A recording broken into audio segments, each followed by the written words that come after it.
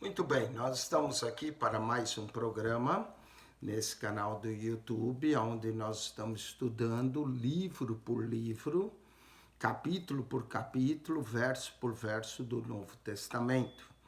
E nós agora estamos no 8º livro do Novo Testamento, que é a segunda carta de Paulo aos Coríntios. A segunda carta de Paulo aos Coríntios é a terceira carta mais longa que Paulo escreveu. No Novo Testamento, as cartas paulinas não estão na ordem cronológica que for escrita. Muitos estudiosos discutem que entre a carta de 1 Tessalonicenses, escrita no ano 51, e a carta aos Gálatas, escrita ou no ano 48. Se o Paulo escreveu aos Gálatas no ano 48, então essa tornaria a primeira carta do Novo Testamento. Mas a maioria dos eruditos da Bíblia acredita que a primeira carta do Novo Testamento que Paulo escreveu foi 1 Tessalonicenses, e Gálatas teria sido escrito mais tarde, lá pelo ano 55 da nossa era. Então, as cartas na ordem cronológica, se forem postas pela maioria dos eruditos da Bíblia, seria 1 Tessalonicenses a primeira carta. Mas quando organizaram o cânon do Novo Testamento, decidiram colocar as cartas de Paulo por ordem de tamanho. É assim que se encontra no nosso Novo Testamento. Assim sendo, Romanos vem primeiro, depois 1 Coríntios, 2 Coríntios, depois Gálatas e Efésios e assim por diante. Até a última carta, a carta de Filemão, que só tem um capítulo. Essa segunda carta de Paulo aos Coríntios, ela defende o ministério apostólico de Paulo contra os seus acusadores que estavam dizendo que Paulo não era apóstolo. É uma das cartas mais pessoais, mais ternas, que nos revela acerca do caráter de Paulo.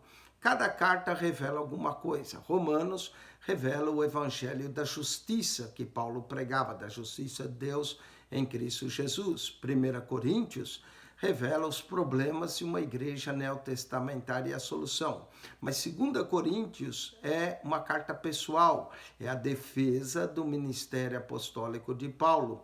Encontramos também nessa carta acerca da doutrina, teologia do sofrimento, quanto esse apóstolo sofreu. Nós vamos encontrar logo agora no primeiro capítulo aquelas palavras-chave que nós dissemos: tribulação, consolação, não é? Aflição que Paulo passou. Nós vamos encontrar isso. Então vamos meditar nessa carta. Como toda carta de Paulo, ela começa com o seu nome, Paulo, e aqui Paulo já colocou Paulo, apóstolo de Jesus Cristo. Lembre-se que o seu apostolado está sendo questionado por um grupo de judaizantes que eram contrários ao trabalho que Paulo fazia entre os gentios, que achavam que gentio tinha que observar os costumes judaicos, e eles se opuseram ao trabalho de Paulo, tentando tirar a autoridade do apóstolo. Então o apóstolo aqui começa com Paulo, apóstolo de Jesus Cristo, que é o seu sinal apostolar, pela vontade de Deus. Ele diz: eu não sou apóstolo pela minha própria vontade, mas é pela vontade de Deus. Paulo também, sempre que tinha um companheiro com ele, ele o mencionava. Nesse caso, ele vai mencionar o irmão Timóteo. Paulo, apóstolo de Jesus Cristo, pela vontade de Deus, o irmão Timóteo. Na primeira carta, ele menciona Sóstenes, mas aqui na segunda carta, o seu companheiro é Timóteo. E o irmão Timóteo, a igreja de Deus que está em Corinto. Então Paulo chama a igreja e aí defende o fato que a igreja é de Deus, não é? A igreja de Deus que está em Corinto. As cartas de Paulo são sempre dirigidas a uma igreja, não é? Quando a Gálatas é dirigida a uma região, a região da Galácia. Mas aqui não, especificamente a igreja de Deus que está em Corinto e com todos os santos que estão em toda a Caia. Isso aqui é interessante. A segunda carta, ela não é só dirigida à igreja de Corinto, mas a todos os santos da Acaia. É possível que houvesse mais igrejas na região da Acaia. Por exemplo, a igreja de Cancreia, que ficava próximo a Corinto, ali naquela igreja de Cancreia, ficava na região da Acaia. Então, Paulo está escrevendo a todos os santos que estão à Acaia, não é? Então, a igreja se refere à igreja de Deus em Corinto e também a todos os santos que estão na região da Acaia. Saudação comum de Paulo, graça e paz. Nas suas cartas às igrejas, Paulo sempre cita graça e paz, não é? A paz sempre vem depois da graça. A graça primeiro, depois a paz. Nas cartas que ele escreve às pessoas, como 1 e 2 Timóteo, Tito e Filemão, Paulo acrescenta um outro item, ele diz graça, misericórdia e paz. Graça, misericórdia e paz. Mas quando é sua saudação às igrejas, graça a vós e paz da parte de Deus, nosso Pai. Paulo sempre deixava claro que nós somos filhos de Deus em Cristo Jesus. Da parte de Deus, nosso Pai, e da do Senhor Jesus Cristo. Muito bem, essa é a saudação, essa é a introdução da carta, não é? Verso 1 e 2, nós temos a saudação.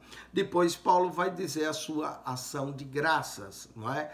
Ele sempre dava graças a Deus. Ele seguia, depois de introduzir com o nome, com o companheiro que ele estava, ele, graça e paz, sua saudação comum, da parte de Deus, nosso Pai, do Senhor Jesus Cristo. Aí ele diz, bendito seja o Deus e Pai de nosso Senhor Jesus Cristo, o Pai das misericórdias, Pai das misericórdias e o Deus de toda consolação, não é?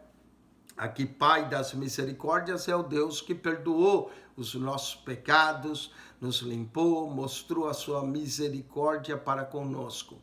Misericórdia é uma palavra interessante, ela é composta de uma palavra combinação entre latim e grego, né? A miséria, quer dizer miséria, seria e córdia, né? Córdia vem de cardia, do grego, de coração. Então, misericórdia seria sentir no coração a miséria do outro. Foi o que Deus sentiu por nós. Misericórdia, não é? Graça significa um favor imerecido. Nenhum de nós merecíamos que Cristo morresse por nós, mas ele morreu.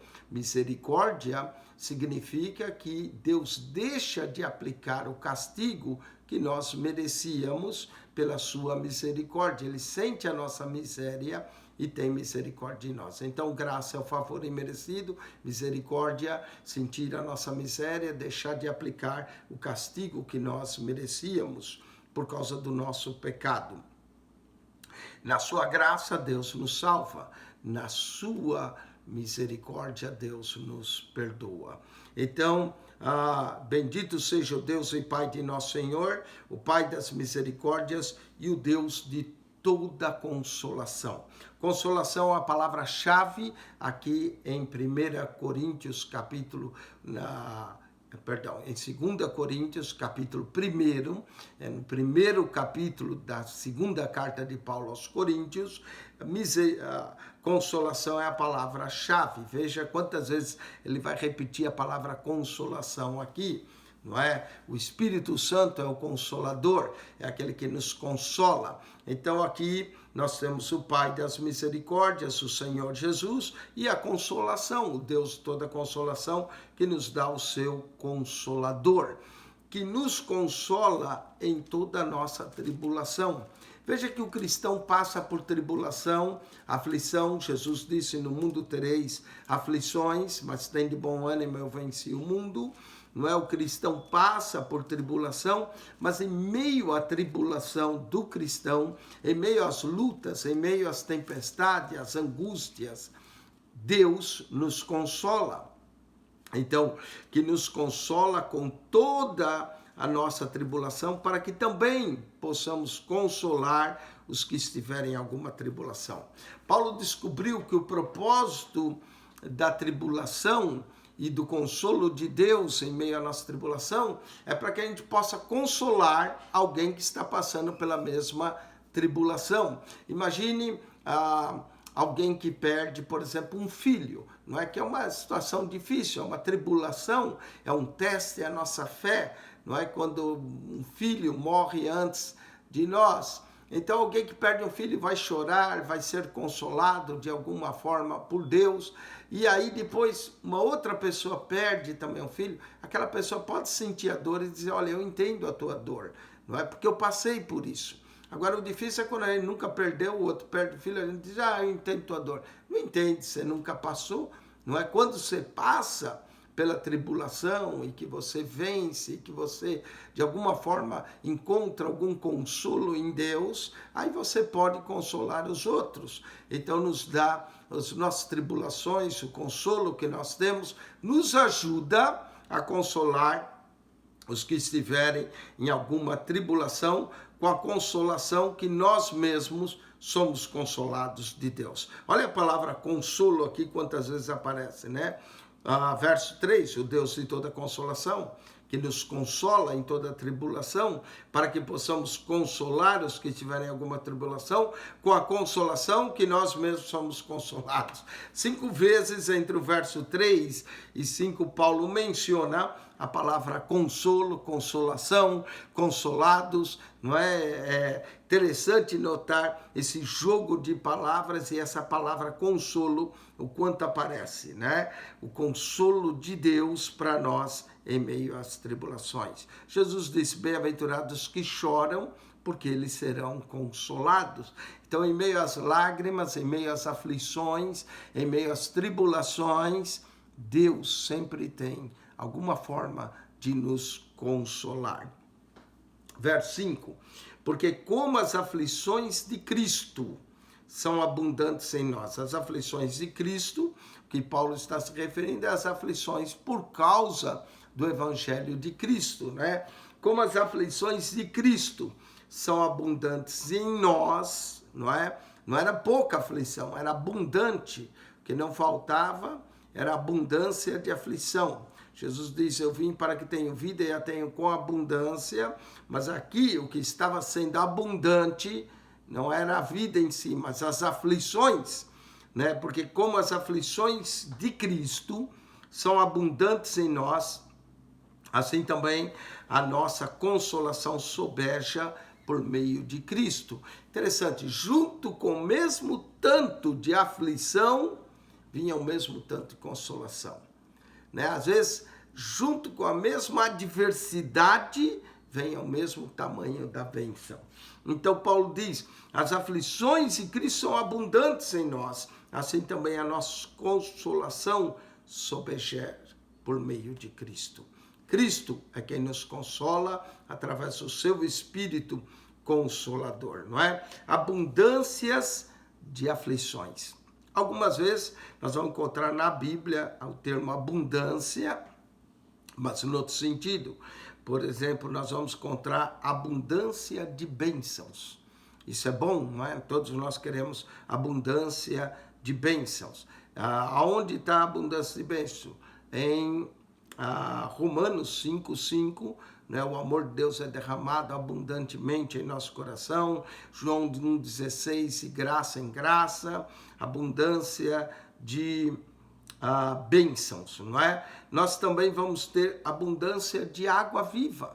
Quem crê em mim, como diz a Escritura, rios de água viva correrão do seu ventre. Nós vamos ter abundância da vida, já falei, né? João 10:10. Eu vim para que tenham vida e a tenham com abundância. Romanos 5:17, nós vamos ter abundância da graça. Aonde abundou o pecado, superabundou a graça de Deus. Nós vamos também ter em Romanos 15:13, abundância de esperança. Coisa boa, abundância de esperança. Em 2 Coríntios 9:11, abundância de riquezas, abundância de riquezas. Em Efésios 1:7-8, abundância de sabedoria. Que maravilha, né? Você pode ter abundância de bênção de água viva, da vida, da graça, da esperança, das riquezas, da glória, riqueza, da sabedoria e abundância também de aflições. Não é só de bênção, não é só abundância de vida, de esperança, de glória, de sabedoria, de riquezas, mas também abundância de aflições. Paulo está expressando suas aflições. Mas, se somos atribulados, é para a vossa consolação e salvação. Não é? Não só consolação, mas salvação. Ou se somos consolados, para a vossa consolação. Note a palavra consolo. Começou no verso 3, repete 4 vezes no verso 4, depois aparece no verso 5, e agora no verso 6 de novo, a palavra consolação aparecendo pelo menos aqui 3 vezes.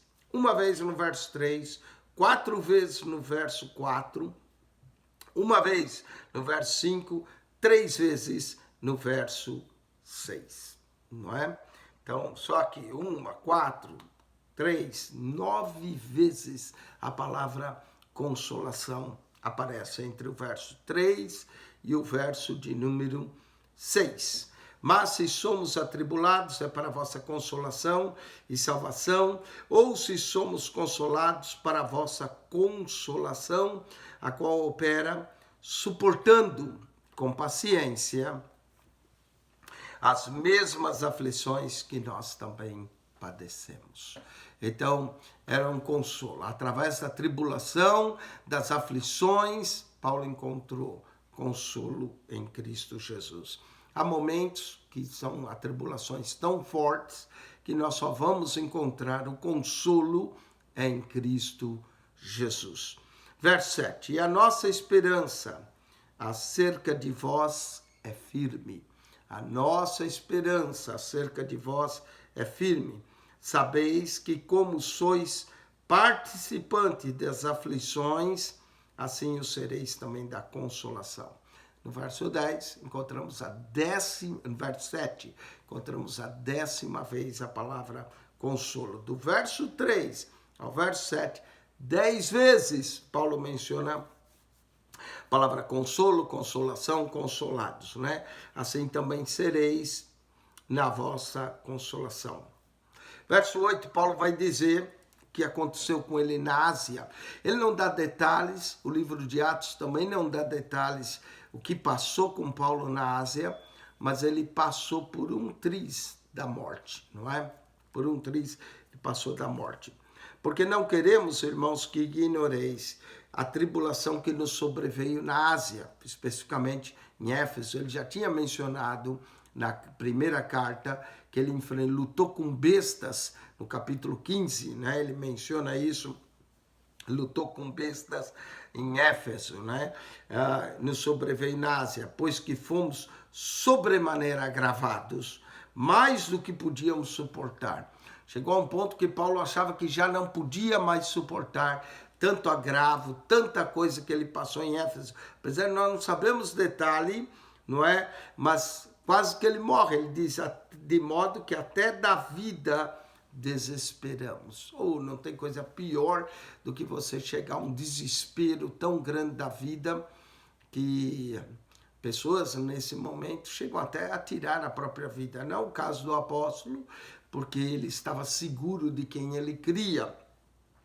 Mas a tribulação foi tão grande na Ásia que ele passou, que ele quase perdeu a sua própria vida, de modo tal que da vida nos desesperamos. Mas já em nós tínhamos a sentença de morte. Alguma sentença de morte havia para Paulo, alguma ameaça terrível. Alguém talvez tentou tirar a vida do apóstolo, não é? Mas em nós mesmos já tinha a sentença de morte, para que não confiássemos em nós, mas em Deus que ressuscita os mortos, não é?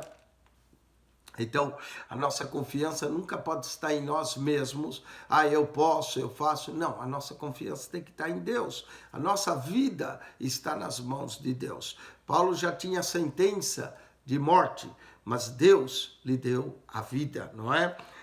e confiássemos em Deus, que até ressuscita dos mortos, o qual nos livrou de tão grande morte. Paulo, pelo jeito, estava sentenciado mesmo à morte, e houve um grande livramento. Esse grande livramento de morte, Paulo vai provar várias vezes. Quando ele foi preso em Jerusalém, 40 homens fizeram uma conspiração para tirar a sua vida, né? E Deus os livrou de tão grande morte e livrará. Em quem esperamos que também nos livrará ainda. E livrou muitas vezes, não é? Deus nos livra da morte muitas vezes, mas chega um dia que chega o nosso dia, não é? Certamente não havia ainda chegado o dia da morte de Paulo, mas Deus o livrou, não é? Nós estamos vivendo, enquanto eu gravo esse programa, momentos também aí com esse vírus que muita gente está amedrontada, não é, de pegar. Lembre que quem nos livra da morte é Deus, e Deus promete livrar da morte, a não ser que chegou a nossa hora, não é? E se chegou, se temos fé em Deus, estaremos com Deus. Mas Deus é aquele que nos livra da morte e também livrará ainda, ajudando-nos também a vós, com orações por nós. Como é importante a gente orar uns pelos outros, não é? Para que pela mercê que por muitas pessoas nos foi feita, por muitos também sejam dado graças ao nosso respeito, não é? Que tribulação Paulo passou, que livramento de Deus ele teve. Por que demorou Paulo ainda a sua ida, né? Ele vai explicar. Talvez alguns coríntios diziam, Paulo disse que vinha, demorou-se, não veio até nós, e agora Paulo vai explicar o que aconteceu. Note que ele já deu, de alguma forma, ele já explicou que ele passou quase pela morte, teve um grande livramento, talvez era isso que havia impedido ele de ir a Coríntios. Mas ele continua, porque a nossa glória é essa, o testemunho da nossa consciência. Que Paulo falava, ele tinha uma consciência limpa, tranquila, perante Deus e perante os homens, de que com simplicidade e sinceridade de Deus, não com sabedoria carnal, mas na graça de Deus, tenho vivido no mundo e maiormente convosco. Paulo não dependia de uma sabedoria humana, mas dependia da graça de Deus, dependia da direção de Deus na sua vida. Né? Ele diz, pela graça de Deus temos vivido no mundo e maiormente convosco. Verso 13, porque nenhuma outras coisas vos escrevemos, senão as que já sabeis. Ou também reconheceis, e espero que até o fim o reconhecereis.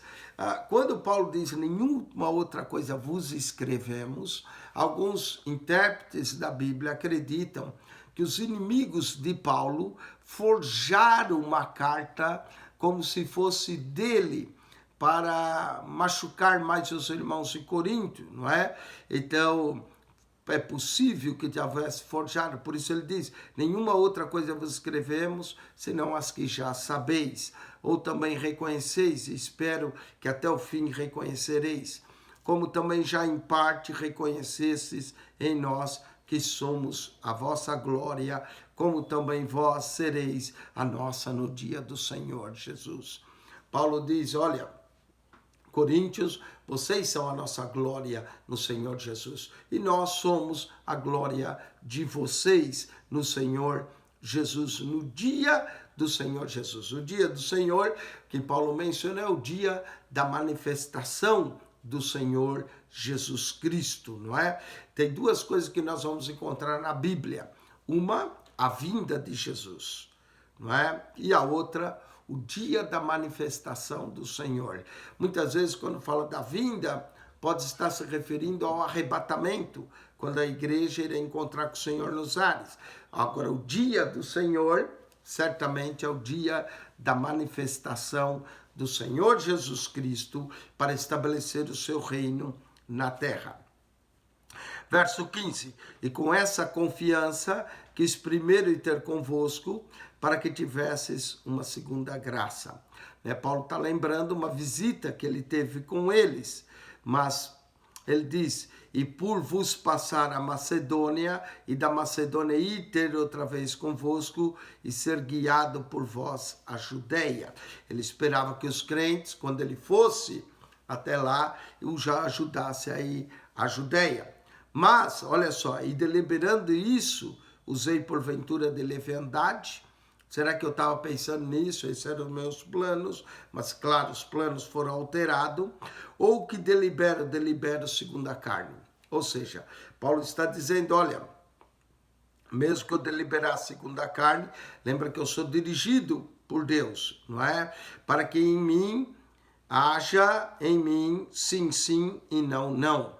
Ou seja, se a gente diz que vai fazer uma coisa, deve fazer. Mas, às vezes, somos impedidos, não é? E é isso que Paulo quer dizer. Antes, como Deus é fiel, a nossa palavra para convosco não foi sim e não, não é? Mas sim, sim e não, não.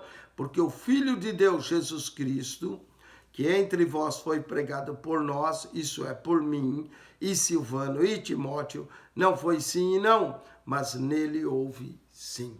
Né? Esse sim, sim, não, não, está falando da integridade no falar. Está falando da deliberação dos planos, e deve ser sempre o plano de acordo com o sim de Jesus, não é?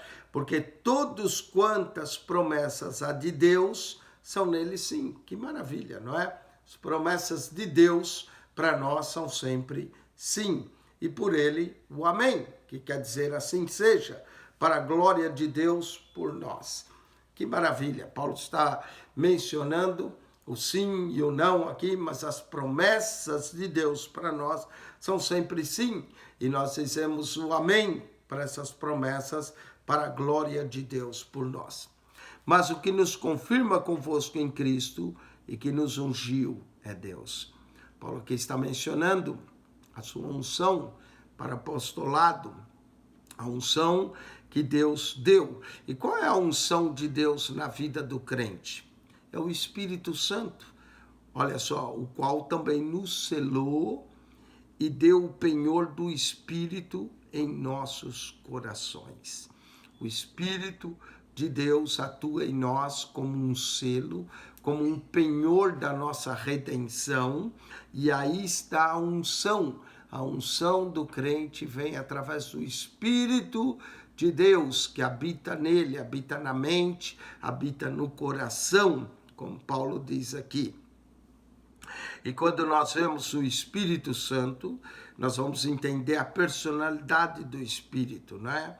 É ele que fala, é ele que ensina, é ele que dirige e guia, é ele que conforta, é ele que nos consola, é ele que comissiona obreiros, é ele que intercede em nós, é ele que dá ordens, é ele que derrama o seu amor em nossos corações, é ele que oferece-nos a liberdade, é ele que revela os segredos espirituais, é ele que nos dá sabedoria, é ele que tem emoções, pode se entristecer, ele possui vontade própria, ele pode ser ultrajado. Hebreus 10, 29 diz, não ultrajeis o Espírito da graça.